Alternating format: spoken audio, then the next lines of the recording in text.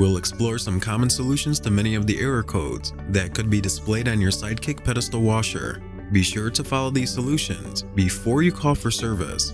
The SideKick drawer needs to be closed in order for the wash cycle to begin. So if a DE1 error code appears on your display after several seconds from starting your wash cycle, simply close the drawer.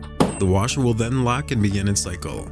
If you notice an abnormal noise shortly after starting your wash cycle and closing a drawer such as this, and then the DE2 error code appears, means the drawer is closed but did not lock properly.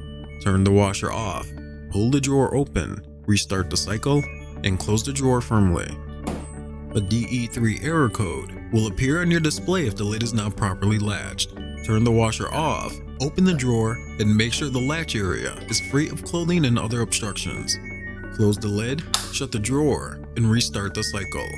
An IE error code indicates that there is a problem with your water supply. Check to make sure that the inlet filters are not clogged with sediment by turning off the water supply, taking off the water hoses attached to the back of the washers, and using needle nose pliers to pull out the inlet filters from the inlet valves. Clean and rinse the filters if necessary. When finished, follow the same steps in reverse and make sure that the water faucets are fully open and that the hoses are not kinked or pinched.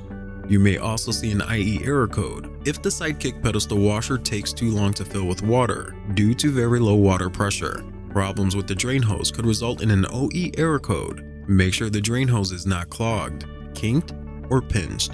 Also, make sure the height of the drain is no more than 53 inches above the floor, as the washer cannot push the water any higher than that. If the washer is full of water, it can be drained by selecting the rinse and spin cycle, followed by selecting the extra rinse option until you see the spin only indicator light on the display. If the tub is still filled with water, another option is to empty the water into a shallow pan by pulling the drain tube on the inner left side of the drawer. Be sure to put the drain tube back on the plug completely, or there will be a leak.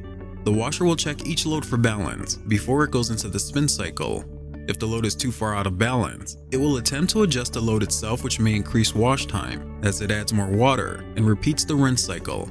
If these attempts fail, the UE error code will appear on a display and will pause the cycle until you open the drawer and try to redistribute the clothes more evenly before continuing with the cycle.